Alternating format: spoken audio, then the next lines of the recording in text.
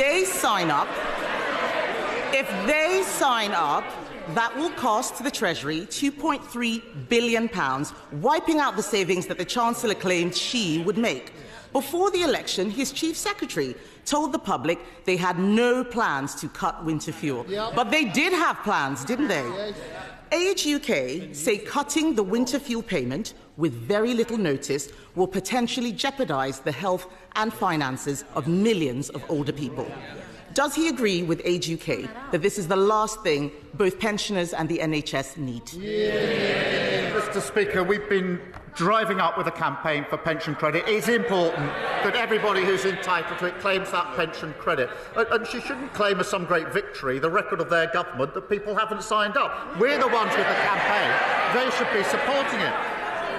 But because of the triple lock, pensions will be going up by £470 next April. She hasn't answered the question. Her shadow chancellor says the triple lock is unsustainable. So she needs to explain how pensioners will be worse off under a Tory government. It is Prime Minister's question. Kemi Badenoch. Mr. Speaker, we protected the triple lock during all our time in government. Meanwhile,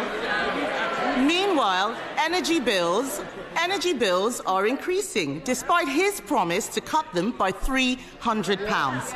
In Scotland, his party leader wants to restore the winter fuel payments. Across England, councils are scrabbling together funds for struggling pensioners.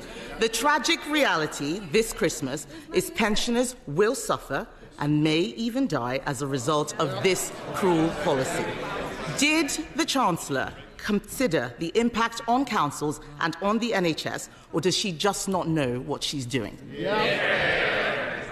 The Household Support Fund was set out in the budget. She knows that. We're pushing up pension credit. But she now says they are committed to the triple lock. Her shadow chancellor says they're not, that it's unsustainable. Maybe over a sandwich or a steak they could sort it out and come back and tell us what their policy actually is. Kemi Badenoch. Mr. Speaker, the Prime Minister needs to misrepresent me to make his point. I don't need to misrepresent him to make my point. Yes.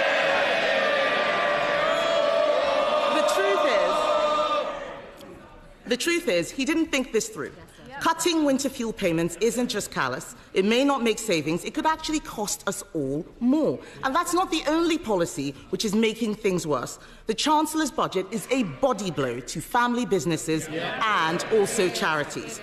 Marie Curie have warned that Labour's budget will cost them nearly £3 million a year. This is a cancer charity saying they have no option but to reduce services. Did the Chancellor tell the Prime Minister that her jobs tax was going to hit charities? Mr. Speaker, she's asked 3 questions about winter fuel with her leaving out. I'll come to that. But she's changed her mind on this. She used to say that the payments were a dead weight. She said there were members of her constituency who didn't need it. And they all stood in 2017 on a manifesto, a Tory manifesto, that committed to getting rid of the universal winter payments for pensioners. So we can see what their real commitment is. As for the budget, we're driving up productivity. I don't want to have to ring your mother. Prime Minister. Mr. Speaker, we're driving up productivity, prosperity and living standards. That's a pay rise for the 3 million who are the lowest paid. They should welcome that. A pay rise for those working in the NHS and better than expected wage growth just before Christmas. What unites all three? Delivered by Labour, opposed by the Tories. Mr. Speaker, I don't know what world he's living in. The economy is shrinking, and they did not think this jobs tax through or who it would impact. Another area affected is the hospice sector. Hospices believe the budget will cost them an extra £30 million. Yesterday, Conservatives voted to exempt social care, nurseries, charities and hospices from their jobs tax. Labour voted this down.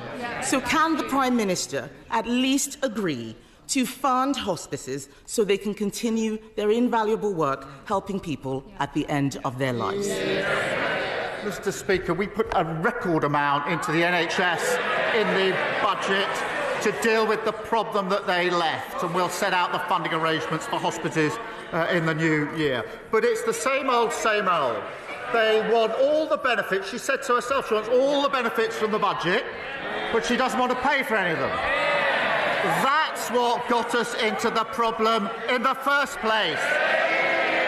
Kemi Badenoch. Mr. Speaker, I did not hear a commitment there to help hospices, which is a shame. The truth is, this winter, people will be suffering because of his choices. The economy is shrinking, inflation is going up, and jobs are being lost because of his budget. Pensioners won't be able to heat their homes because of his government's decisions. They raise people's hopes but then smash them with broken promises. And now we learn that he is about to give away our hard-won Brexit freedoms. Yeah. Mr. Speaker.